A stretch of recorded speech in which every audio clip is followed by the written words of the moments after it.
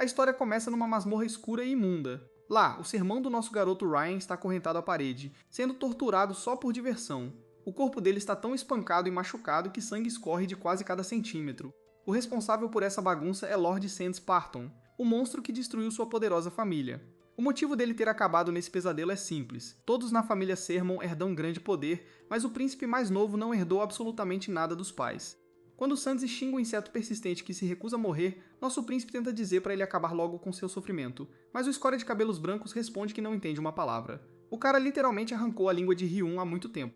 Depois disso, o Lorde finalmente se cansa de brincar no terceiro aniversário da destruição da família Sermon e sai casualmente da masmorra. Agora sozinho, nosso príncipe ainda não acredita que 3 anos se passaram desde aquele dia. Veja bem, a família dele formava a vanguarda da humanidade, parada na fronteira da Zona Escura, o lugar misterioso que gera monstros sem fim. Por causa desse dever honroso, a família Sermon era a mais forte das 5 famílias nobres de todo o continente. Um dia, porém, o pai e o irmão mais velho de Ryun desapareceram subitamente sem deixar rastro. Ninguém sabe o que aconteceu com eles, e aquele momento se tornou o início da sua queda. Lord Sands Parton viu isso como a oportunidade perfeita para derrubá-los. Ele usou todos os métodos sujos que pôde encontrar para arrastar a família para a ruína durante o caos. Seu verdadeiro objetivo era o sangue de dragão da família Sermon, uma bênção especial com a qual apenas os verdadeiros descendentes são presenteados. Isso os torna tão poderosos que podem se tornar arquimagos de 7º rank na infância e mestres espadachins com apenas 15 anos. No entanto, a maldição do antigo Senhor Demônio Arkin pode anular essa bênção. Ela afeta apenas uma criança a cada poucos séculos, e infelizmente, nosso garoto foi o azarado que foi amaldiçoado. É por isso que ele nunca pôde aprender a usar uma espada ou lançar magia. Sentado ali sozinho, ele chora pela impotência que permitiu que a família Parton destruísse sua casa tão facilmente. Para piorar as coisas, o Lorde Psicopata o torturou e experimentou nele por 3 longos anos após arruinar sua vida. Ainda assim, ele agora está tão cansado que nem consegue mais ficar com raiva. Ele sente sua morte se aproximando, então fecha os olhos silenciosamente para finalmente descansar em paz.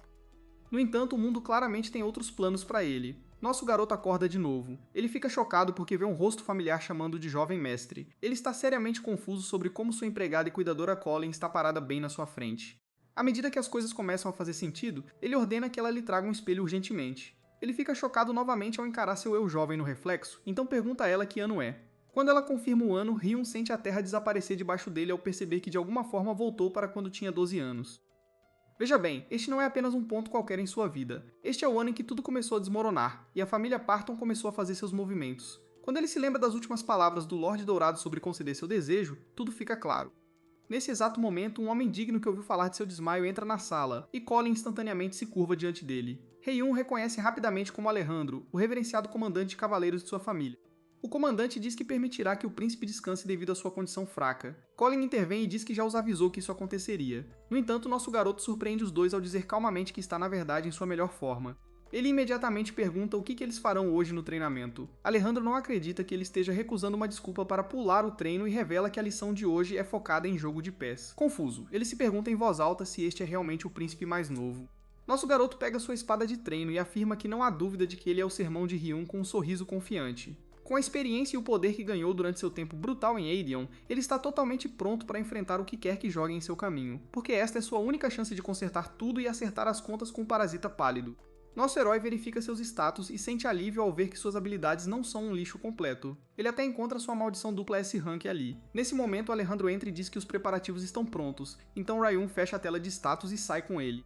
Eles chegam à arena onde um Goblin está acorrentado no centro, gritando como um Gremlin enlouquecido. O monstro se lança em direção a Ryan, mas as correntes o puxam de volta ao lugar. A tensão ao redor deles aumenta, e Colin implora ao comandante de cavaleiros para parar essa loucura, pois a condição do jovem mestre não é exatamente ideal. Ryun entende que ela está fazendo isso por ele, já que ele nem conseguia ficar perto de monstros ontem. Ele se concentra agora e diz a si mesmo que finalmente entendeu e sabe o que precisa fazer. O sistema continua exibindo avisos de que a maldição de Arkin está agindo novamente. A mesma maldição que transforma monstros em combustível para pesadelos para ele. Ao olhar para a tela de status, ele finalmente entende o que a maldição realmente significa. Ele se prepara com uma respiração profunda. Alejandro diz que ele pode descansar por hoje, mas Ryun diz que ele está longe de terminar e dá um passo à frente. O Goblin ataca no momento em que ele se move e seu golpe o pega de surpresa. Ele desliza para trás por puro medo antes de se forçar a parar. Ele repreende seu próprio cérebro e diz que é apenas um Goblin fedorento, e ele não tem necessidade de ter medo. Ele dá um sorriso e pensa que este Goblin nem chega perto da pressão que o Lorde tinha em Aedion. Aquela presença sozinha o congelou como se ele não fosse nada. Comparado a isso, essa criatura fraca mal conta como um aquecimento. Ele levanta a espada bem alto e a crava na cabeça do Goblin com um tanque limpo e satisfatório. O comandante de cavaleiros e Colin congelam com a boca aberta. O sistema informa novamente que ele superou a maldição e enfraqueceu seu domínio. Ele encara a espada rachada em suas mãos e o Goblin aterrorizado no chão. A próxima mensagem aparece dizendo que ele não sente mais medo de monstros. Ele fica ali por um momento pensando sobre isso antes de se virar para Alejandro e ordenar que ele traga uma espada de verdade. O comandante de cavaleiros hesita enquanto Colin parece prestes a desmaiar. Rion dá ao velho um sorriso confiante, e algo nele faz o cavaleiro veterano corar ao perceber que o jovem mestre finalmente se tornou um macho alfa. O Goblin começa a tremer no momento em que Rion olha para ele novamente, como se já soubesse que o fim havia chegado. Hayun balança sem piedade e acaba com o sofrimento da pobre criatura com um único golpe limpo. Alejandro diz a Colin para observar atentamente, pois eles estão testemunhando a ascensão do próximo chefe da Casa Sermon. Hayun sai após a luta e joga água fria no rosto para se recompor. Ele encara seu reflexo e sente alívio por o status e o sistema o terem ajudado a quebrar um pedaço da maldição. Ele bate com as duas mãos na pia, animado, pois isso significa que ele tem espaço para crescer e um potencial real a ser desbloqueado.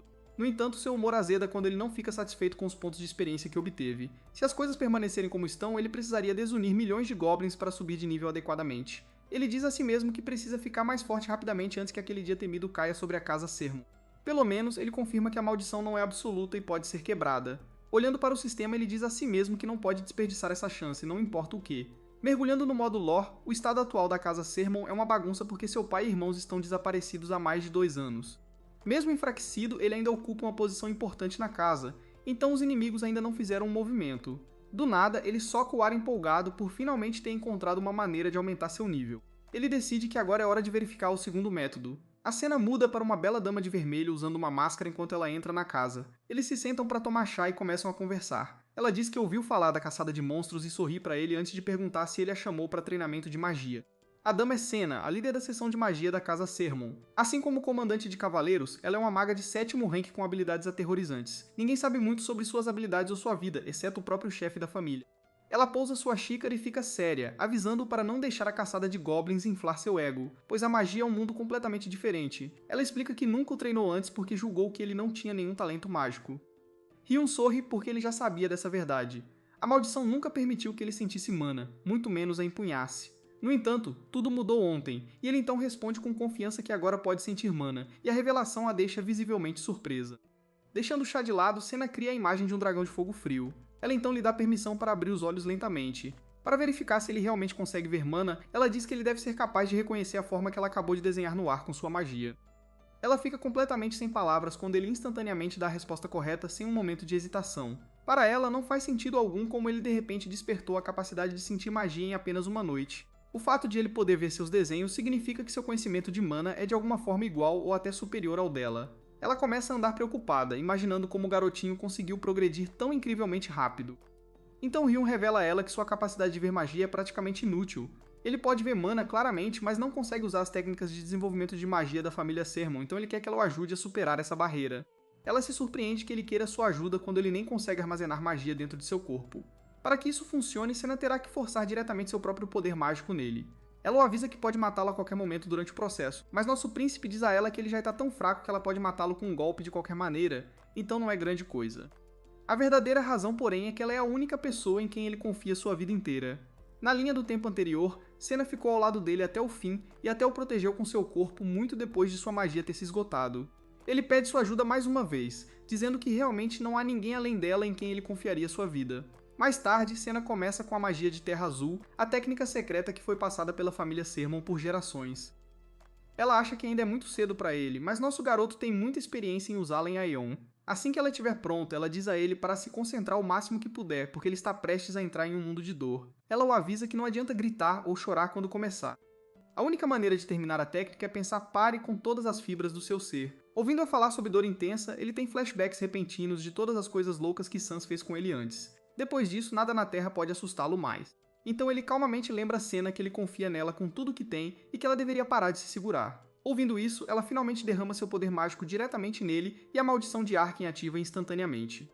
Mana flui para fora de seu corpo tão rápido quanto entra. Ainda assim, ele lida com isso como um profissional, controlando cada pedacinho de energia durante a curta janela em que permanece dentro dele. A maldição força a magia a explodir, mas ele concentra esse poder explosivo em um lugar como uma brecha contra a maldição. Senna não acredita no que vê, pois nenhuma da energia que ela despeja está vazando. Ryun continua avançando, mesmo que cada vaso em seu corpo pareça prestes a explodir, mas ele não hesita, considerando todas as lutas quase mortais que ele sobreviveu em Adion. Naquela dimensão infernal, ele se tornou o mago humano mais forte e vivo. Mesmo após a mudança de linha do tempo, cada técnica que ele dominou lá ainda está perfeitamente gravada em sua memória. De repente, ele absorve toda a energia concentrada em seu corpo, e Senna imediatamente para de inundá-lo com mana. Ryun desaba no chão e se encolhe de dor avassaladora, mas essa dor não é nada comparada ao que ele suportou antes. Todas as torturas e experimentos que os médicos de Sans realizaram nele para a pesquisa foram muito piores. Durante uma dessas noites, ele viu uma figura vestida de preto invadir o porão e atacar os médicos. O homem mascarado o arrastou para fora do porão, mesmo estando gravemente ferido. Quando Ryun acordou mais tarde, ele soube que foi Alejandro quem o resgatou. O comandante se desculpou por não tê-lo salvado mais cedo antes que os monstros de Jaleco Branco fizessem todo aquele estrago. Mesmo assim, Ryun ficou grato apenas por vê-lo novamente depois de estarem separados por 3 longos anos.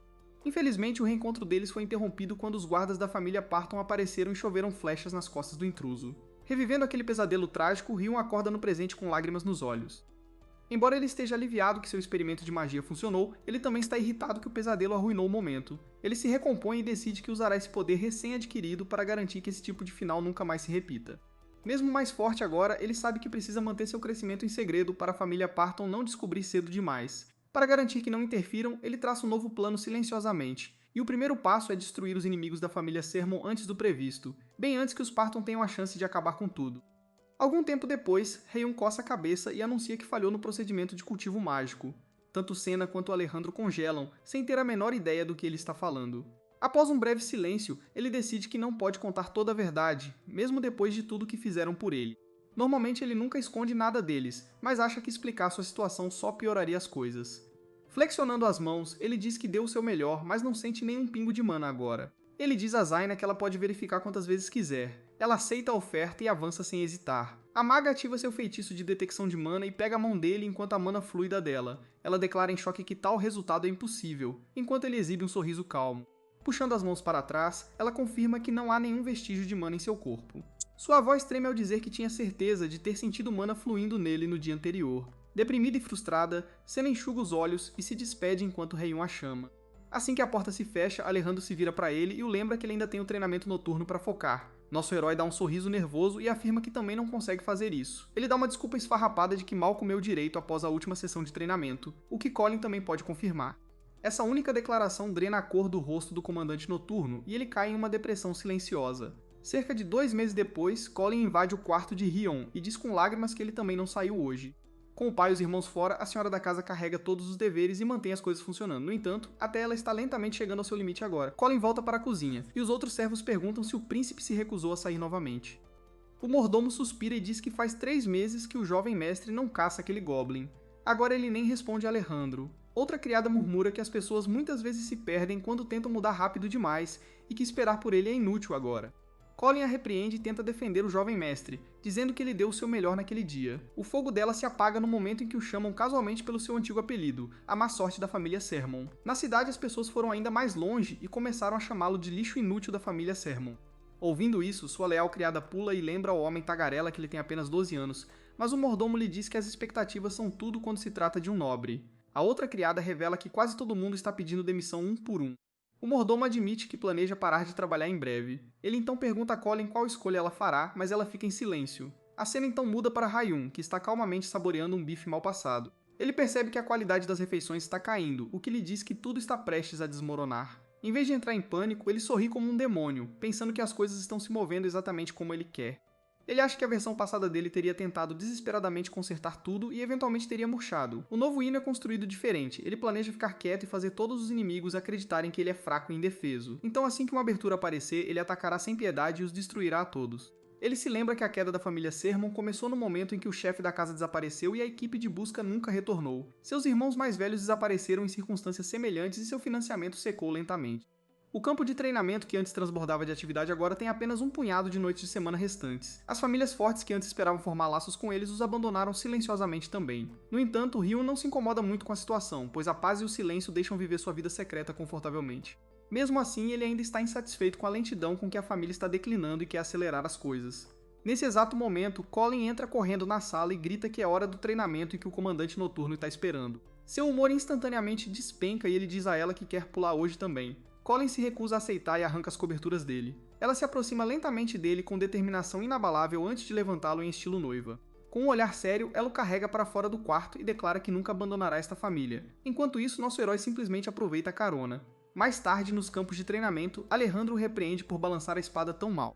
Ele mastiga as orelhas dele dizendo que balançar espadas é uma tarefa simples. Ryun apenas suspira, pensando que o velho ainda não desistiu dele. Ele quer recompensar essa lealdade um dia, mas não pode deixar ninguém descobrir que ele tem treinado em segredo. Ele até usa uma habilidade de mudança corporal para esconder seu físico real, embora a habilidade ainda seja fraca. Nesse exato momento, o sistema informa que sua resistência aumentou e seus olhos se arregalam. Ele imediatamente inventa uma desculpa de banheiro e foge, deixando um confuso comandante de cavaleiros para trás. Olhando para seu reflexo, ele confirma que a habilidade quebra no momento em que ele se move muito rápido. Ryun abre sua janela de status e sorri ao ver que seu treinamento secreto finalmente está dando frutos. Ele acha que alcançará o nível 20 em breve e planeja usar as estatísticas para desbloquear a classe Fantasma, assim como fez no Gulag, enquanto também constrói suas outras classes. Nesse exato momento, ele percebe Alejandro falando com alguém e se pergunta se um visitante surpresa chegou. Ele reconhece o homem como Truno, o gerente-geral da família Sermon, que se desculpa por incomodá-lo. Truno lhe entrega um pergaminho, o que faz Ryun suspeitar que a situação é um pouco diferente desta vez. No entanto, os eventos não mudaram. Alejandro já adivinha o que está acontecendo enquanto nosso herói lê a carta. Ela afirma que o segundo príncipe do reino de Darin, Kyle, o convidou para a celebração de aniversário do príncipe. O jovem mestre sorri, satisfeito que a peça final de seu plano se encaixou. Logo, nosso príncipe está a caminho da festa de aniversário da família Darin, ainda meio adormecido. Ontem à noite, Colin se divertiu muito brincando de se vestir com ele para que ele pudesse parecer o mais elegante possível. Ela tentou desesperadamente ir junto também, mas ela e seus outros guardas não podem acompanhá-lo. Infelizmente, o comandante de cavaleiros foi enviado para controlar o ataque repentino na fronteira. O ataque do monstro foi completamente inesperado. Enquanto isso, Senna teve que sair urgentemente porque sua mãe a ordenou que voltasse para casa imediatamente. No final, isso deixa um chefe de família de 12 anos com habilidades sociais atrofiadas indo sozinho para representar toda a família Sermon. Truno assegura que ele não deve se preocupar muito, pois a família Darren não é tola o suficiente para fazer algo, mas Ryun acredita que esse tipo de segurança só se aplica à antiga família Sermon. Normalmente a família simplesmente enviaria um guarda para comparecer a esses eventos frívolos. Agora em seu estado atual, nosso jovem mestre não tem escolha a não ser aparecer em uma festa de aniversário como chefe oficial da casa. Ele não se importa, pois ainda se sente responsável pelo rápido colapso. Algumas horas depois, sua carruagem para em frente à residência Darin.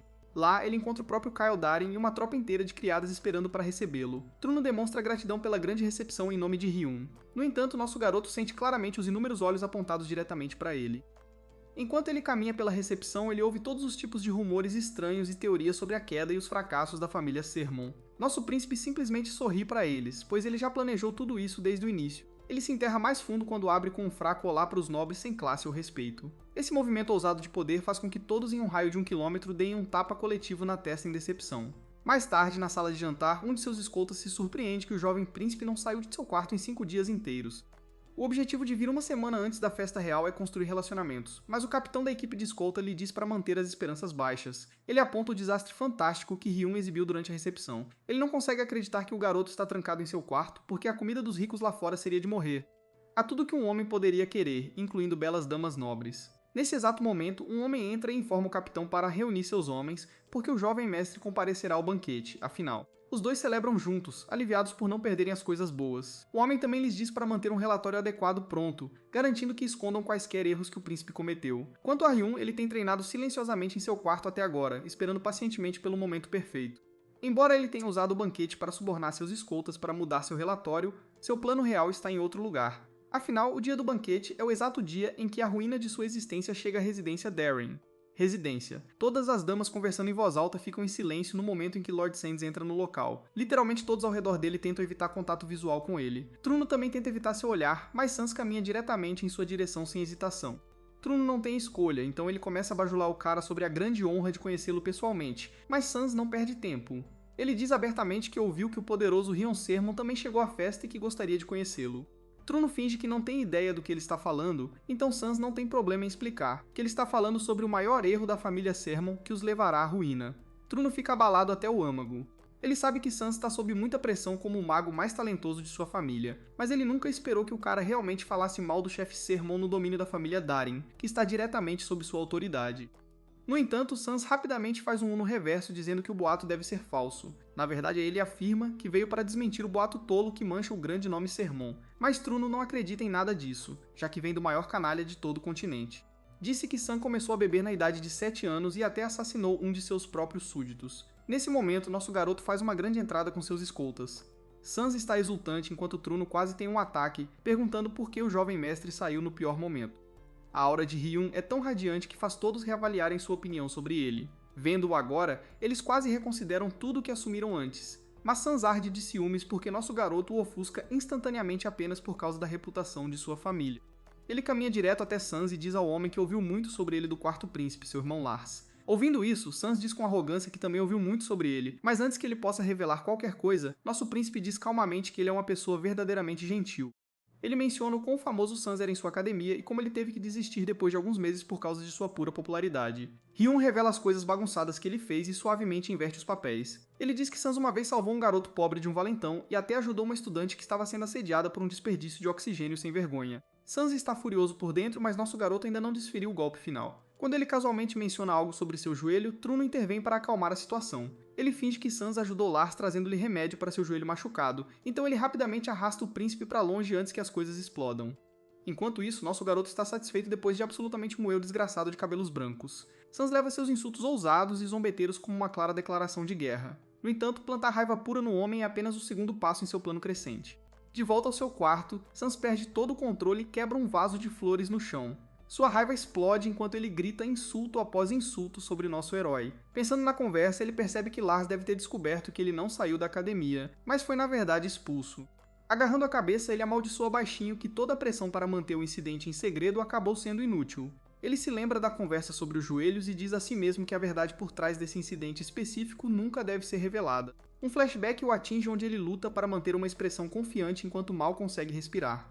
Magia de relâmpago dança ao redor de Lars, que diz ao nobre que ele realmente se complicou desta vez. Sans tenta dar desculpas, cuspindo que ele não sabia que a garota era sua parceira e estava apenas tentando cumprimentar o plebeu. O irmão mais velho de Ryun permanece frio e o lembra que antes de qualquer coisa, cada pessoa na academia é um estudante. Ele o comanda para se ajoelhar agora mesmo. Lars o avisa que se ele não pedir desculpas do fundo do coração, toda a família Parton será esmagada e ele pessoalmente o eliminará. Sans desaba em seus joelhos em completa humilhação, enquanto Lars mantém seu raio apontado para ele. Voltando à realidade, Sans solta outro grito frustrado e diz a si mesmo que deve continuar com seus planos. Ele jura que vai calar o irmão mais novo do Lars, custe o que custar. Depois de um momento, ele se força a se acalmar e se tranquiliza, dizendo que vai se vingar do Ryun. Uma batida na porta interrompe seus pensamentos, e ele dá permissão para entrar. Uma figura entra na sala, o que faz Sans erguer uma sobrancelha com diversão, pois ele nunca esperou uma visita assim. A pessoa acaba sendo ninguém menos que Trunhilda. O tempo avança para depois da festa do príncipe, enquanto nosso herói volta para casa em sua carruagem. Ele reflete que conseguiu atingir todos os objetivos que tinha no evento e se apresentou bem para os nobres. Ele fica ainda mais feliz por ter conseguido irritar o Sands, que caiu na armadilha em tempo recorde. Truno então fala, dizendo que ele se saiu maravilhosamente bem no banquete e que realmente o fez sentir que ainda há esperança para a casa Sermon. Ryun o confronta imediatamente, dizendo que ele não construiu nenhuma conexão significativa e até piorou as coisas com a casa Parton.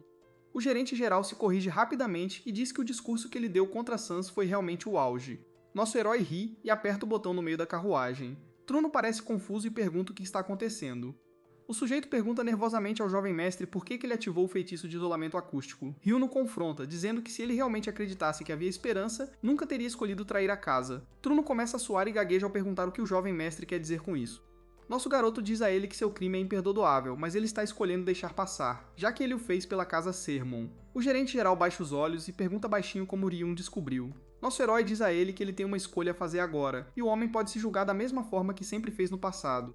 Enquanto a carruagem continua acelerando, Ryun revela o plano secreto que ele estava escondendo. A ideia choca o gerente tanto que ele fica olhando para o garoto incrédulo, se perguntando como ele poderia pensar em algo assim. O gerente então enterra o rosto nas mãos e desaba em lágrimas, dizendo que quer gritar orgulhosamente a plenos pulmões agora. Ryun parece satisfeito com a escolha do sujeito e diz a ele que eles já passaram da capital. Truno olha para ele novamente e se pergunta como essa criança consegue ficar tão calma quando sabe exatamente o que está prestes a acontecer. Ele de repente percebe que não é um sorriso no rosto do jovem mestre, mas uma feroz intenção assassina. Nesse momento, a carruagem para bruscamente e o cavaleiro que ia ao lado diz ao cocheiro para continuar. Ele nota o cocheiro caído morto e mal se esquiva de uma flecha que voa em direção ao seu rosto. um dos cavaleiros grita que é uma emboscada e ordena que todos protejam a carruagem. Ele avisa o grupo que os atacantes estão disparando flechas de magia venenosa e os magos instantaneamente erguem um escudo protetor. O capitão dos cavaleiros assume o controle, desvia das flechas e exige que os covardes se mostrem. Outro cavaleiro sente que algo está errado e grita com o capitão. O homem o avisa para não chegar muito perto do carro, mesmo que ele tenha um aliado. O cavaleiro então diz a ele que a carruagem está vazia, deixando todos confusos. Ryun foi sequestrado por alguém, e agora esse homem o está levando a algum lugar a cavalo. Enquanto isso, nosso herói pensa em quanto tempo passou. Ele se lembra de sua vida passada quando foi sequestrado. Sua família gastou tempo e dinheiro procurando por ele, o que se tornou a razão da queda da família Sermon. Mas agora, como ele conhece o futuro, Ryun está confiante em mudá-lo. É por isso que depois de voltar à vida, nosso protagonista não fez nenhum esforço para salvar sua família. Ao fazer isso, ele sabia que outras famílias nobres viriam atrás dele, então este era seu plano para fazê-los pensar que ele é um completo perdedor. No entanto, ao contrário de outras famílias, a família Parton não mata apenas os fortes, então ele tinha certeza de que eles tentariam matá-lo eventualmente. Felizmente, parece que Sans Parton, o filho da família Parton, caiu em sua armadilha, o que significa que ele definitivamente tomará alguma atitude durante sua jornada de volta à capital, e é por isso que nosso garoto estava pronto com um plano junto com Truno, que na verdade foi enviado pela família Parton para sequestrá-lo. Enquanto está deitado atrás de Truno no cavalo, Ryun o ordena a agir de acordo com o plano deles, após o qual ele definitivamente o perdoará. Além disso, nosso protagonista está trabalhando para aumentar seus níveis, que agora atingiram o nível 20. Depois de algum tempo, Truno chega ao destino e está prestes a entregar nosso garoto, que está fingindo estar inconsciente, a Sans Partan. Na realidade, Truno é o gerente-chefe da família Sermon que fez um acordo com a família Partan para vender o jovem mestre a eles. Mesmo tendo sido pego por Ryun, o Sans ainda pensa que está do lado deles, já que este é o plano. De acordo com o acordo deles, Sans entrega as informações que Truno pediu, alegando que as obteve da inteligência da família Azen, garantindo sua confiabilidade. Vendo Truno ainda desconfiado, Sans afirma que, embora eles também sejam uma família nobre do continente Dreia, vender informações é o principal negócio deles. Ele entrega a Truno os documentos, afirmando que contém todas as informações sobre testemunhas oculares da missão da família Sermon de descendentes diretos.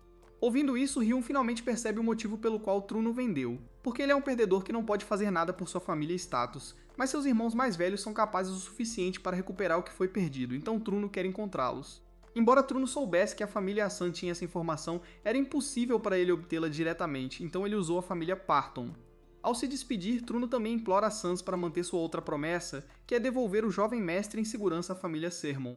Assim que Truno se vai, Sans e seus servos se aproximam de nosso herói, e um servo pergunta se ele deve matá-lo, mas Sans Parton afirma que não há necessidade, porque sua família o abandonará em breve, pois ele é agora o verdadeiro culpado em seus olhos.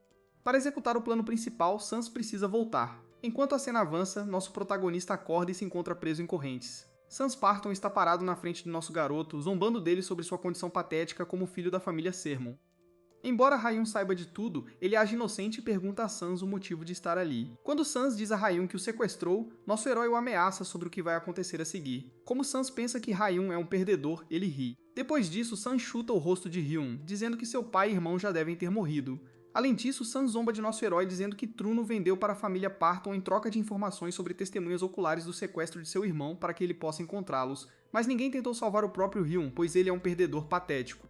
Além disso, ele desafia nosso garoto dizendo que a guerra entre suas famílias está apenas começando e que este sequestro é apenas o começo. Neste momento, Ryun o encara e ativa o poder do Círculo Mágico, o que deixa Sans tão chocado que ele fica sem palavras.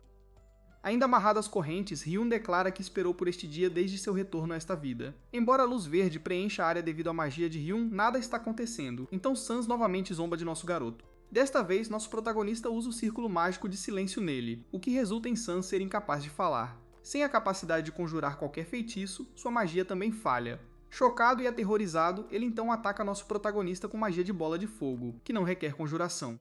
Ryun foi sequestrado sob as ordens do chefe da família, que não quer que ele morra, então Sans está usando a magia do segundo círculo, o que nosso herói realmente esperava dele, mas Sans está cometendo um erro aqui. Enquanto isso, Sans pensa em mirar na perna de nosso garoto, porque neste caso seu pai não dirá nada. Depois de analisar Sans por um tempo, Ryun ativa a interferência de mana, o que significa que todo ataque de Sans Parton será desperdiçado. Vendo isso, Sans tira uma adaga e quando está prestes a atacar nosso herói, Ryun se liberta das correntes, algo que não é difícil para ele. Avançando, nosso herói usa magia paralisante e deixa Sans inconsciente. Depois de algum tempo, Sans acorda, mas agora é ele quem está amarrado às correntes enquanto Ryun senta na frente dele com uma adaga na mão. Libertando-se dessas correntes, Sans pensa que são apenas correntes comuns sem magia, então ele tenta quebrá-las facilmente. Mas ao tentar fazer isso, seu corpo é atingido por uma alta corrente causando dor intensa. Caminhando em direção a Sans, Ryun afirma que desenhou círculos mágicos em seu corpo. Esta é, na verdade, uma técnica proibida de desenhar os círculos na carne, e o sangue ativa o círculo mágico. Em sua vida passada, o mesmo foi feito com nosso garoto. Primeiro, a magia de despertar foi usada para que ele não dormisse, e então ele foi feito para suportar a dor insuportável quando cicatrizes foram gravadas em seu corpo. Ainda confuso sobre como Ryun conhece essa técnica, Sun afirma que, até onde ele sabe, Ryun não tem permissão para usar mana. Enquanto isso, nosso protagonista começou a praticar tudo após o renascimento e, devido à experiência de vida passada, obteve muita ajuda. Depois de conseguir as pílulas de mana 3 meses atrás, Ryun praticou todas as habilidades que pôde. Além disso, o segredo que ele aprendeu em Aeon também foi útil, que é que toda habilidade tem um circuito e um princípio, e a mana é injetada no circuito único de cada jogador para ativá-la. Além disso, apenas jogadores mestres como ele conhecem a existência desses circuitos. Com todas essas informações, ele não teve dificuldades na segunda vida para adquirir habilidades. Além disso, Ryun já visitou este lugar secretamente antes para lembrar a localização e a estrutura, então capturar Sans Spartan seria mais fácil. O círculo mágico que nosso protagonista está usando em Sans deveria ser o contrário, mas agora ele vai fazer Sans experimentar a dor real. Depois de torturá-lo por um tempo, Ryun se prepara para sair, mas Sans o impede. Voltando-se, nosso herói afirma que ele pode fugir antes da chegada da família de Sans, que virá em uma semana. Sans fica chocado com como ele sabe disso, então Ryun responde que ouviu Sans ordenar a seus servos que voltassem em uma semana. Como nosso protagonista sabe a verdade, Sans tenta negar, dizendo que eles realmente virão a qualquer momento. Mas nosso herói sabe que ele está mentindo porque se seus subordinados estivessem realmente vindo a qualquer momento, Sans teria tentado fazer Ryun ficar lá para que eles pudessem matá-lo, em vez de dizer a verdade assim. Embora Sans tente convencer nosso garoto a acreditar nele, Ryun se afasta já ciente da realidade e diz a ele que voltará amanhã. Agora ele se prepara para a chegada da família Parton, que virá em uma semana. Após 7 dias, os subordinados ficam em frente ao local onde Sans e Ryun estão. O líder pergunta se alguém contatou Sans durante este período, e um deles responde que, embora não tenham tido contato com o jovem mestre, eles observaram todas as passagens aqui durante a semana. O líder então entra no prédio porque o chefe ordenou que a criança Sermon fosse trazida de volta imediatamente. Embora outros tentem acompanhá-lo, ele sugere que permaneçam para trás. Descendo as escadas, o homem nota algo incomum, mas ao pisar no círculo mágico, ele é imediatamente atacado por ele. Para se defender, ele ergue uma barreira, mas agora tem certeza de que algo aconteceu com o jovem mestre. Observando as várias armadilhas de círculo mágico espalhadas pela área, ele se pergunta quem montou tudo isso. Ele cria uma barreira dupla para alcançar Sans rapidamente e para identificar quem é o responsável por tudo isso. Chegando ao quarto onde Sans está, ele o encontra amarrado por correntes com sangue de seus ferimentos cobrindo o chão. Quebrando as correntes, o homem exige o nome da pessoa por trás disso, mas Sans está muito fraco para falar. Do outro lado, nosso herói também está presente, sentado em um canto amarrado com corda. Embora Sans peça uma poção de cura, o homem insiste que escapar é a primeira prioridade, pois ele ainda não sabe quem está por trás de tudo e há muitas armadilhas na área. O homem está intrigado sobre por que a pessoa responsável pela condição de Sans não levou o Ryun junto, o que indica que deve haver outro motivo. Neste momento, Sans Spartan finalmente consegue falar, dizendo que o Sermon de Ryun é quem fez isso com ele. Enquanto isso, nosso protagonista permanece no canto fingindo estar inconsciente. Quando o homem se prepara para usar magia em nosso herói, o Ryun real aparece por trás, revelando que ele usou magia de ilusão como um chamariz. Imediatamente, Ryun ataca o homem, desafiando-o a enfrentá-lo primeiro. A batalha irrompe entre eles e ambos os lados trocam ataques. Depois de algum tempo, o homem da família Parton acerta um soco pesado em nosso garoto, fazendo sangue espirrar de sua boca enquanto ele desaba no chão. Agora, enquanto nosso garoto jaz no chão, o homem afirma que, embora não possa matá-lo, pode torturá-lo assim como fez com Sans. Inesperadamente, Sans pega uma adaga e a crava no pescoço do homem. Na verdade, é Reun quem entrou no corpo de Sans usando a técnica de transferência de alma. E para adicionar a isso, aquele que realiza a transferência de alma pode controlar seu próprio corpo também. Nosso herói chama isso de seu verdadeiro trunfo. Depois disso, o homem morre, então nosso herói tira uma poção de cura e a derrama sobre si mesmo. Avançando, ele celebra o fato de ter matado o arquimago de alto nível da família Parton. Então o sistema notifica nosso garoto que seu nível aumentou para 15 porque ele completou a missão. Ele ainda está tentando entender como seu nível subiu, mas por enquanto Ryun sabe que precisa cuidar de outra coisa primeiro. Em seguida, ele arrasta o corpo do arquimago para uma sala separada e o deita em uma cama de madeira, claramente planejando fazer algo com ele. Um circuito permanece conectado à alma de uma pessoa, o que significa que ele ainda pode usar sua mana enquanto estiver dentro do corpo de Sans. Então, ao remover a mana, nosso protagonista está baixando seu nível para atender aos requisitos para a classe oculta de assassino, Sombra. Ryun finalmente consegue realizar esse plano, mas com os níveis restantes, ele tem mais 2 tentativas disponíveis. Dessas 2 chances, nosso garoto também tem sucesso na segunda. Embora o plano só devesse ir até aqui, após derrotar o Arquimago, Ryun decide buscar um terceiro avanço para obter a classe oculta conhecida como Fantasma. Esta é uma classe de alto nível que ajudou Aedeon a se tornar o mais forte e nosso herói se sente confiante de que também pode obtê-la. No entanto, o requisito para esta classe é o tamanho da alma, mas Rayun está disposto a correr esse risco. Sem perder tempo, ele inicia o terceiro avanço. Após muita luta para oferecer sua própria alma, ele finalmente consegue. E assim que o sistema está prestes a informá-lo de seu terceiro avanço, nosso protagonista se sente extremamente ansioso. Felizmente, ele também obtém sucesso aqui e se torna o portador da classe fantasma de nível fantasma. A classe de nível fantasma é algo que nosso herói nunca viu antes, mas ele assume que deve ser semelhante à classe fantasma regular. Agora que Ryun teve sucesso com este plano, ele volta seu foco para o objetivo original. Matar o Arquimago também fazia parte deste plano, pois durante a classe fantasma, sua própria força aumentaria como resultado. Seguindo em frente, nosso protagonista ativa a criação de Lich, um processo que normalmente requer um necromante de nível 70, mas também pode ser usado por um mago de 7 círculos. A tentativa de criação de Lich falha, então o sistema ativa uma criação especial de mortos-vivos em vez disso. Após um curto período, uma criatura humanoide aparece na frente de Ryun. Após a criação dos mortos-vivos, o sistema pergunta ao nosso garoto como ele deseja nomeá-la. A criação produz uma explosão repentina, o que coloca os subordinados em alerta máximo. Após algum tempo, nosso herói, ainda no corpo de Sans, sai do prédio com o corpo de Ryun jogado sobre o ombro. Ao sair, ele explica que o Arquimago os traiu e causou tudo isso. Embora ele tenha prendido o Arquimago com um artefato, ele insta todos a se apressarem antes que a ligação seja quebrada. Enquanto isso, ele pretende devolver Ryun na sua família. Montando no cavalo, ele instrui os outros a conterem o Arquimago até que ele possa enviar ajuda, prometendo uma recompensa se eles tiverem sucesso. Enquanto nosso protagonista cavalga para longe, este se torna a última vez que eles veem o jovem mestre. De volta à propriedade da família Parton, os servos relatam a situação a Firis, o mago de 7º círculo da família Parton. Quando um servo menciona que o Arquimago não foi encontrado, Firis pergunta se mais alguém está ciente. Assim que o homem confirma que é o único, Firis ordena sua execução. O motivo é que, embora estejam preocupados com o desaparecimento de Sans, se a notícia se espalhar sobre o envolvimento da família Parton no sequestro do filho da família Sermon, as consequências seriam terríveis. Nesse momento, uma perturbação é ouvida do lado de fora. Alguém da família Sermon chegou e está matando seus servos. Firis grita para ele ir embora, mas o homem insiste que não sairá até descobrir o que aconteceu com o jovem mestre, Ryun. A recente explosão no prédio, o desaparecimento de Ryun por uma semana e o acampamento da família Parton apontam para o envolvimento deles no sequestro do jovem mestre. Tentando desviar a suspeita, Firis alega ignorância e diz que seu próprio jovem mestre, Sans, também está desaparecido, sugerindo que procurem pelos dois jovens juntos. O visitante se recusa a acreditar nele e é mandado calar. Truno, que está presente também, reza silenciosamente para que a situação permaneça calma. Senna, uma mulher na frente, ordena silêncio e o chama de traidor, mas como Ryun falou em seu nome, ele está sendo poupado.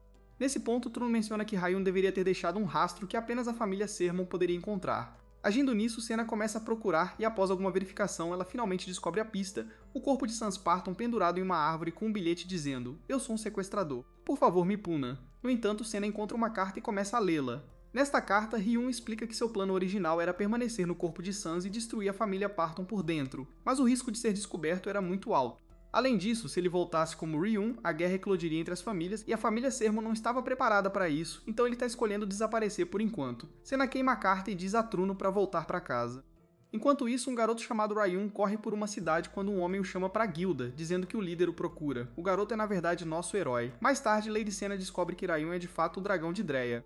3 meses depois, em Peyton, a capital do reino de Penstrue, fofocas se espalham sobre o confronto entre a casa Parton e a casa Sermon. A causa do conflito foi um traidor da casa Parton que sequestrou o herdeiro da linhagem de Sermon. Mais tarde, a casa Sermon teve que aceitar a compensação da casa Parton. Ainda assim, eles não conseguiram encontrar o culpado nem o filho sequestrado, fazendo com que todos duvidassem das alegações da família Sermon. Eles já foram uma casa lendária, mas agora caíram completamente. Na Martin Assassin Guild, Sapphire, a gerente da filial de pintura, senta-se observando a situação. Ela observa que a família Sermon parecia precisar do dinheiro da compensação mais do que queriam procurar por sua linhagem restante. Danis menciona a execução do gerente Truno enquanto engole sua cerveja. Sapphire explica que ele estava cooperando com o traidor, e é por isso que Alejandro realizou a execução imediatamente, decapitado. Sapphire se sente um pouco inquieta. Alejandro é um mestre espadachim, uma raridade no continente Dreya, e ainda assim ele executa ele mesmo. Ryun entra, cumprimenta seu tio Duns e se aproxima de Sapphire em seu escritório. Ela lhe entrega uma carta de recomendação para registrá-lo oficialmente como membro da guilda. Embora ele ainda tenha um teste restante, ela desliza a carta em sua direção, dizendo que o teste será insignificante para alguém como ele. Afinal, ele alcançou o estágio final em apenas 2 meses, o que é surpreendente. Ela elogia seu talento excepcional em tão tenra idade, algo que eles não veem há séculos. Ele tenta agir humilde, mas ela rapidamente percebe sua atuação, embora ainda seja melhor do que quando ele chegou. 2 meses antes, Ryun apareceu de repente em sua guilda relativamente desconhecida e bateu uma grande quantia de dinheiro na mesa para um pedido de assassinato. Como a guilda aceita qualquer pedido, desde que o pagamento seja suficiente, ela o tratou como um cliente importante assim que viu o valor. Ela insiste que não foi apenas sobre o dinheiro. Ela teve uma intuição de que não encontraria outro cliente como ele. Disfarçado de mendigo, mas carregando uma fortuna, Hyun pediu que o alvo do assassinato fosse ele mesmo. A curiosidade foi a única reação sã. Após receber a carta, ele sai, querendo lê-la sozinho. Enquanto isso, um homem mascarado chamado Cal chega e pergunta se ela aceitou Hyun na guilda simplesmente por causa de sua intuição. Sapphire explica que Hyun completou todo o seu treinamento em um mês, algo que normalmente leva de 5 a 10 anos. Ela pergunta se ele conseguiu investigar o histórico de Hyun. Cal relata que Hyun foi criado por um mestre sem nome que depois desapareceu e que Hyun se juntou à guilda para encontrar informações sobre esse mestre. Devido ao pedido em comum de Hyun, ele foi minuciosamente verificado antes de ser admitido na guilda. Cal também visitou o local onde Rayong supostamente morava com seu mestre e confirmou que o local mostrava sinais reais de habitação de longo prazo. O que preocupa Sapphire é a possibilidade de Rayong ser, na verdade, Rayong Sermon, o jovem mestre desaparecido da família Sermon. Hyun apareceu em sua guilda na mesma época em que Hyun desapareceu. Cal a tranquiliza que a possibilidade é quase zero. Hyun era conhecido por não ter mana, nenhum talento para esgrima e um preparo físico terrível, tornando quase impossível que os dois fossem a mesma pessoa. Ele tenta continuar seu relatório, mas Sapphire o interrompe. Ele não pode agir como um detetive para sempre. Em vez disso, ela o designa para procurar informações sobre o misterioso mestre de Rayong. Enquanto isso, Hyun ouve toda a conversa de seu quarto usando uma habilidade de necromante.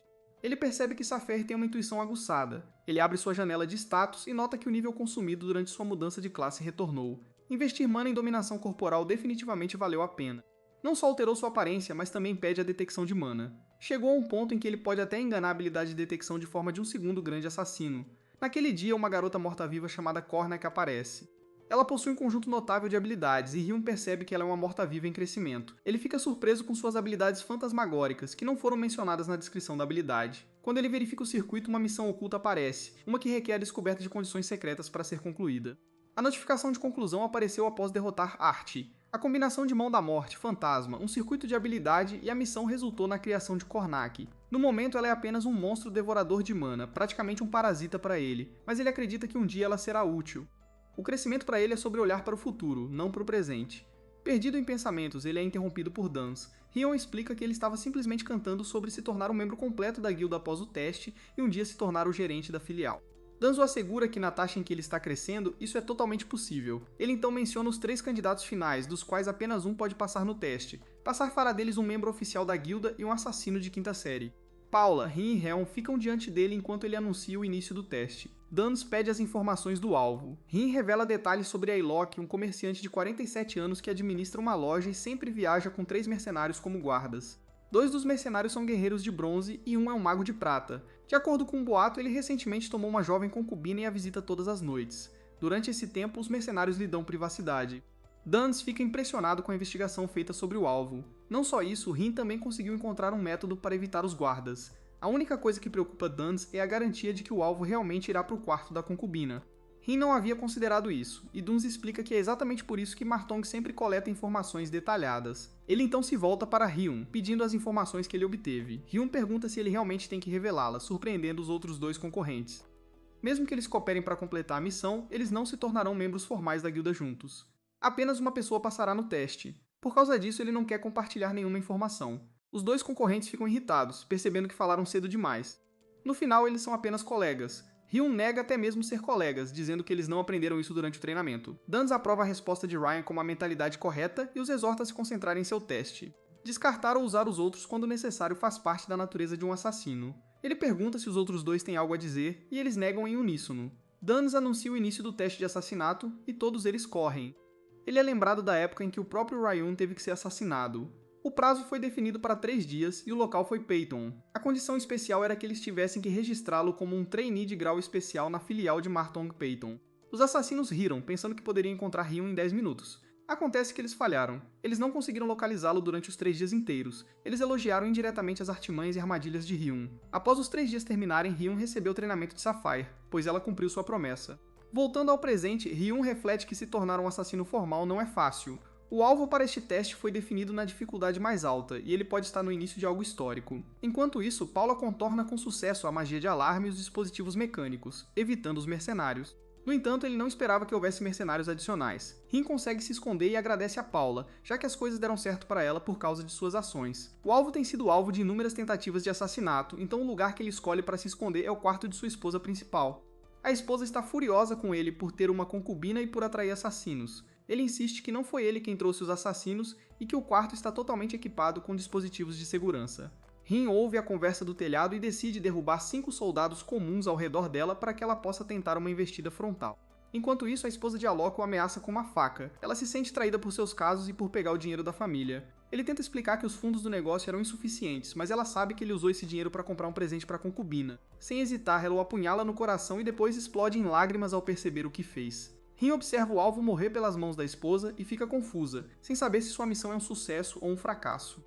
Ela pensa de repente em Hyun e percebe que não o viu. Ela retorna para relatar seu fracasso, afirmando que o alvo foi morto pela esposa e não por ela. Ela fica chocada ao ver Hyun já de volta, perguntando-se se ele sequer foi à mansão em primeiro lugar. Paula voltou sã e salva também. Ele escapou quando os mercenários começaram a brigar entre si. Dans anuncia que a comissão não foi um fracasso porque Hyun teve sucesso. Ambos os competidores ficam chocados enquanto Dans explica que Hyun controlou a esposa e a usou para matar o marido com sua habilidade. Então Duns pede uma explicação, e Hyun explica com uma expressão irritada. Ele diz que a solução estava entre o alvo e sua esposa principal, usando os assuntos internos do alvo, fazendo os competidores pensarem que talvez o gerente da filial tivesse lhe dado informações especiais sobre o alvo. Mas Hyun diz que coletar informações sobre ele, que era um comerciante bastante famoso, não foi uma tarefa difícil, e de acordo com as informações de Rin, Alok era um distribuidor de bebidas e havia trazido uma nova amante. Enquanto os dois competidores estavam ocupados coletando suas informações, Hyun já havia terminado sua investigação e começado a agir de acordo com o plano que havia preparado com antecedência. Paula se pergunta como ele conseguiu terminar a investigação antes mesmo de saber quem era o alvo. Hyun revela que o alvo não foi a única pessoa que ele investigou. Todos na cidade com maus rumores ou risco de assassinato já foram investigados por ele com antecedência. Ele começou a se aproximar dos comerciantes da cidade que conheciam os rumores e, como havia concluído o treinamento em 2 meses, pôde se preparar para o assassinato de cada alvo possível.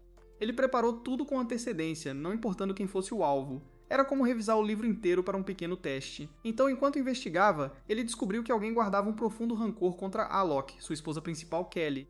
Ele entrou em contato com ela enquanto ela era constantemente maltratada pelo marido, e ele lhe ensinou uma solução: comissionar secretamente a guilda de assassinato. Como o alvo continuava ignorando a esposa e trazendo amantes, ele também continuava administrando seus negócios usando o dinheiro da família da esposa. Kelly o odiava o suficiente para matá-lo, mas ela não queria que ele morresse, então ele disse a ela que se ela contratasse mercenários adicionais e fortalecesse a segurança, seu marido simplesmente ficaria com medo e ficaria seguro.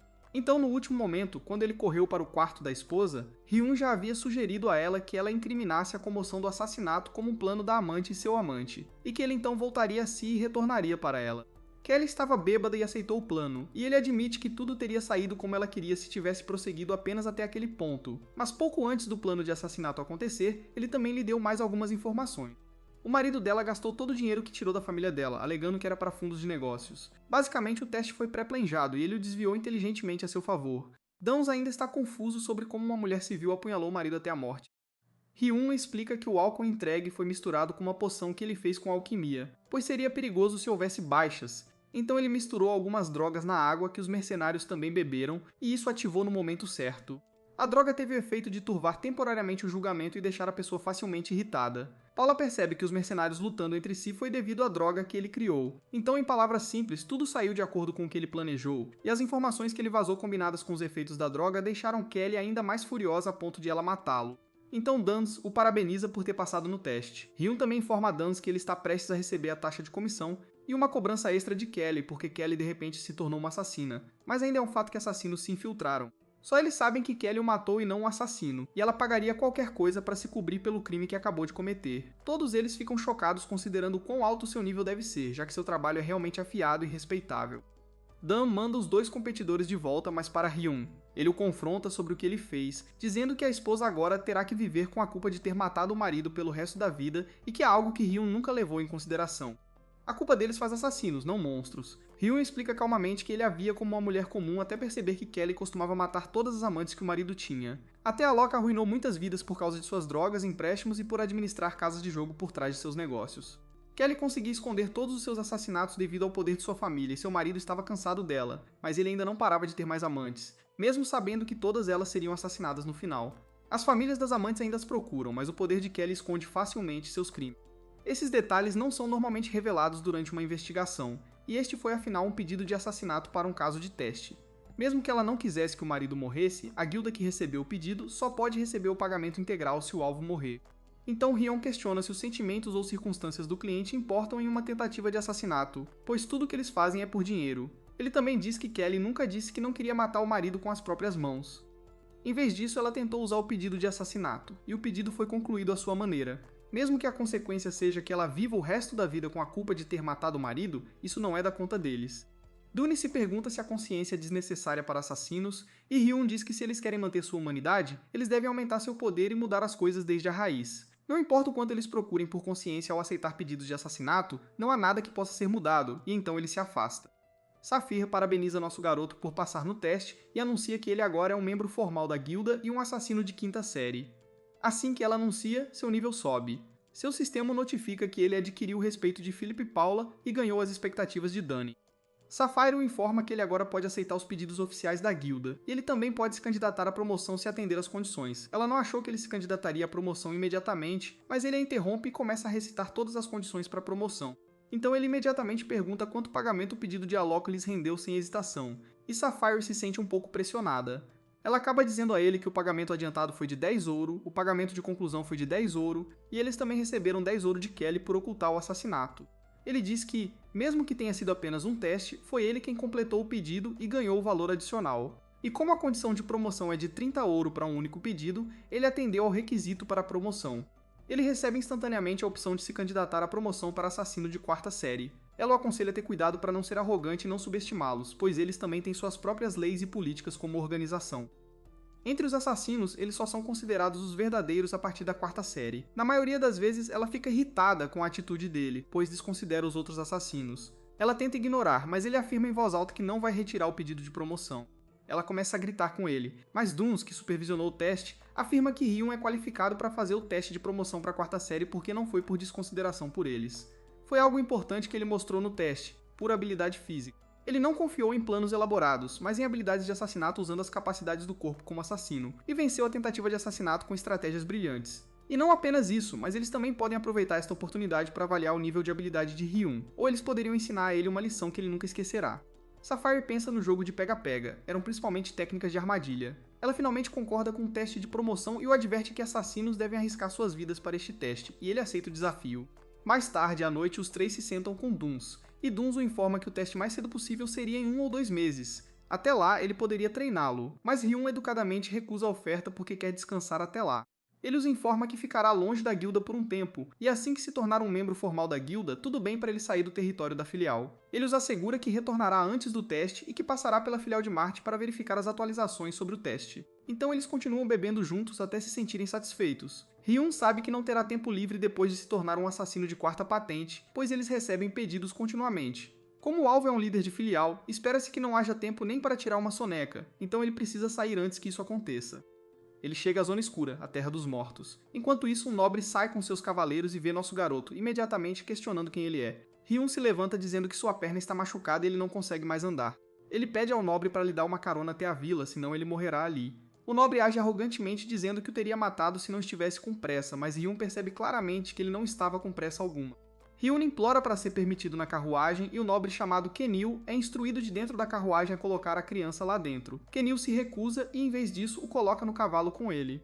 Enquanto cavalgavam, Kenil questiona e nosso garoto se apresenta. O nobre diz que ele só está vivo por causa da jovem na carruagem e ele tem sorte de tê-la encontrado, mas Raya sabe que isso não foi sorte, foi puro planejamento. A jovem foi enviada em Rose, parente de sangue da família Rose que ostentava o brasão Rose. Para esse propósito apenas, ele limpou todos os perigos antes de partir e soube que a procissão da família Rose estaria pegando a mesma estrada que ele, então ele estava vivendo tranquilamente nos territórios externos de Fenstroy. Mas a família Rose havia desmoronado repentinamente e ela foi forçada ao exílio. Ele sabe que apenas nobres menores da região de fronteira restam, então os escoltas nem são cavaleiros de verdade, são meramente os soldados particulares da família que receberam cavalaria. Toda a história por trás da queda da família Rose está ligada à família Sermon, até onde ele investigou. Um dos cavaleiros se pergunta por que a família Sermon está envolvida em tudo isso. Outro cavaleiro diz que a família astuta assassinou o chefe da família Rose para esconder evidências de seus negócios secretos. Quando Ryun ouve isso, ele fica chocado. Depois de um tempo, eles fazem uma pequena parada. O que Ryun aprendeu hoje foi a queda da família Rose, que se originou do recente conflito entre as famílias Sermon e Parton, o reino de Darin ao qual Sermon pertence e o reino de Feinstroy ao qual Parton pertence. O filho mais velho da família Rose estava afiliado a uma nação rival e se tornou um cavaleiro da família Sermon, onde os laços entre eles começaram. Enquanto realizava deveres na Zona Escura, ele foi morto por um monstro, e a família Rose foi homenageada pela família Sermon com uma ajuda massiva. Outra família, que competia e ressentia a família Rose, começou a apoiar as ações da família Sermon e usou a disputa como uma oportunidade. Isso levou ao assassinato do chefe da família Rose. Rumores se espalharam de que a família Rose estava secretamente trabalhando para Sermon nas sombras e que Sermon queria esconder evidências, então eles mataram o chefe. Mas a família Rose alegou que foram realmente mortos por Parton. No entanto, isso não importou, pois Parton era uma influência crescente na época. Agora, após perder o chefe de sua família e desmoronar em poder, a família Rose está sendo exilada para Darren. Os únicos que sabem a verdade são aqueles dentro da família Rose que não abandonaram Saint Rose. Enquanto Lady Rose dorme dentro de sua tenda, os outros cavaleiros estão espalhados do lado de fora, alguns de guarda, outros sentados perto do fogo ouvindo Kennel. Ele está falando sobre como as famílias Parton e Anne são na verdade as sombrias, enquanto a família Sermon sempre tentou ajudar. Os guardas aplaudem isso e enquanto isso, Rion está silenciosamente engolindo seu terno ao lado deles. Um dos guardas olha para ele, perguntando-se se o garoto está entediado com toda a conversa política. Em vez disso, Rion levanta uma preocupação silenciosa própria, questionando se é sábio para eles falarem tão abertamente sobre tais assuntos na frente de uma criança aleatória, especialmente no meio de uma missão de exílio. Os guardas apenas dão de ombros e continuam falando, apontando que Lady Rose é quem está sofrendo mais aqui. Ela, Kennel e os cavaleiros mais novos carecem de experiência, então eles não perceberam totalmente o quão sério é todo esse problema, especialmente quando se trata da família Annie. Rion sabe exatamente o que isso significa. O chefe da família Annie é um mulherengo incurável que teve múltiplos pedidos de assassinato colocados sobre ele na guilda, pedidos que Rion pessoalmente rejeitou porque a proporção risco-recompensa era terrível. Apesar de seu estilo de vida nojento, o cara é extremamente cauteloso com sua própria segurança, e se alguém tão paranoico está mirando Lady Rose, então acampar ao ar livre assim é pura loucura. Nesse exato momento, Rion percebe movimento na escuridão, um salto rápido atrás deles nas árvores. Percebendo que é uma caçada que já o segue, ele decide não arriscar alertar ninguém atacando. Em vez disso, ele se esgueira para as sombras e começa a cavar armadilhas para desacelerar quem quer que esteja rastreando-os. Quando ele volta para o acampamento, os guardas olham confusos, sem entender por que ele está todo sujo. Mal sabem eles que ele já preparou armadilhas suficientes para atrasar o perseguidor. Com isso resolvido e munido das informações que pegou da família Rose antes, ele volta para o acampamento, querendo descansar para partir ao amanhecer. Na manhã seguinte, eles retomam a jornada e chegam ao destino, a Vila Dazon. Canil olha para o Rion e pergunta em voz alta o que uma criança como ele pretende fazer numa vila tão perto da Zona Sombria. Rion mente na maior cara de pau que é um mercador de materiais de monstro, e com isso, se prepara para ir embora. Mas antes que ele saia, o cavaleiro para e entrega uma poção de cura, por ordem da Lady Rose. Rion é pego de surpresa, mas aceita, e a caravana segue, deixando ele sozinho com a poção. Ele bebe tudo de uma vez, e bem na hora, um grupo de cavaleiros passa trovejando por ele. Rion reconhece na hora como sendo o grupo de perseguição, mercenários, espadachins, magos, e liderando eles, Gurutani, o segundo filho da família Annie. Todos passam correndo sem nem olhar para ele. Mesmo assim, Rion fica surpreso que eles conseguiram alcançá-los tão rápido, apesar de todas as armadilhas que ele montou. Aí outra coisa chama a atenção dele, a garrafa da poção. De perto, parece cara, claro que isso faz ele pensar o que a Lady Rose estava pensando, dando algo assim pra ele quando ela tá praticamente vivendo como fugitiva, e a família dela tem pouca chance de vencer. Rion sabe que Garuda vai pegá-la eventualmente. Não deveria ser problema dele, ou pelo menos era pra ser. Mas agora que ele tomou a poção cara deles, ele não consegue se livrar da sensação de que deve algo em troca. Então, com um suspiro silencioso, ele abre seus círculos de magia e invoca Cornac. Com todo o seu poder, ele declara a primeira tarefa dela. Enquanto a família Rose segue tranquilamente, Kennel de repente ouve algo e fica em alerta máximo. Ele apressa todo mundo e faz sinal para a dama ficar para trás. Os outros ficam meio confusos com as ordens repentinas, mas obedecem quando Kennel deixa claro que usuários de mana estão atrás deles. Com a fronteira chegando, ele estabelece um plano B. Se os perseguidores alcançarem, os dois da linha de frente pegam a dama e a levam para a segurança o mais rápido possível. Assumindo o comando, Kenil se vira e corre em direção aos perseguidores, pronto para ganhar tempo, mesmo sabendo que os cavaleiros da família Annie estão muito acima do nível dele. Enquanto isso, o grupo de cavaleiros da família Annie chega à passagem da montanha, surpresos em ver apenas um cavaleiro em seu caminho. Ao mesmo tempo, Kennel para seu cavalo na frente deles e os avisa para darem meia volta, mas fica chocado quando Garuta Annie tira o capuz, revelando quem ele está tentando parar. Embora seus companheiros achem imprudente mostrar a identidade, Garuta não se importa. A missão deles é matar todo mundo, exceto Santini. Sem hesitar, ele ordena que seus homens tragam a garota antes que cruzem a fronteira. Enquanto os mercenários avançam, Kenil tenta detê-los, mas é atingido por um raio de um mago e cai no chão. Gravemente ferido, Kenil se esforça para se recompor, mas para sua surpresa, Garuda também traz seu próprio cavaleiro. Mais surpreendente ainda é Sizo, o ex-capitão dos Cavaleiros Rose de Kenil, que Garuda atraiu com dinheiro. Sem perder tempo, Sizo confronta Kenil e em apenas alguns golpes consegue tirar a espada da mão dele. Implacavelmente, ele tenta persuadir Kenil a abandonar a família Rose e servir um novo mestre, mas Kenil recusa, mesmo que isso signifique a morte. Ouvindo isso, Garuda dá o sinal para acabar com ele. Assim que Sizo está prestes a dar o golpe final, algo o atinge nas costas. Acontece que é uma chama verde de Kornak vindo para resgatar. Sem pausa, ela continua com múltiplos ataques que matam Sizo instantaneamente, embora Garuda seja protegido por seu mago bem a tempo. Enquanto isso, de volta perto da fronteira, o grupo de cavaleiros da família Rose entra em caos. Com a carruagem completamente destruída, apenas 2 cavaleiros restam para defender Lady Rose com tudo que tem, enquanto os 2 mercenários zombam deles por terem sido tão facilmente dominados. À medida que a situação se torna mais desesperadora, a própria Lady Rose sai da carruagem. Calma, mas resoluta, ela ordena que seus homens abaixem as armas. Então, segurando uma faca no próprio pescoço, ela exige que os mercenários Ani a levem se quiserem, mas avisa que eles devem poupar seus homens ou ela tirará a própria vida, o que claramente vai contra as intenções de seu empregador. No entanto, para sua surpresa, o mercenário zomba que, enquanto ela não chegar a Darien, ela não é nobre nem nada de valor. No instante seguinte, um dos mercenários aparece atrás dela e arranca sua faca, pronto para mostrar a ela o que significa cruzar um usuário de mana. Vendo isso, o cavaleiro da família Rose tenta retaliar, mas antes que ele possa agir, Ryun aparece num flash e desfere um chute poderoso direto no rosto do mercenário. O mercenário restante, inicialmente chocado com a entrada repentina de Ryun, fica ainda mais atordoado quando Ryun revela que é um assassino Marten que veio preparado com um adiantamento de sopa e uma poção.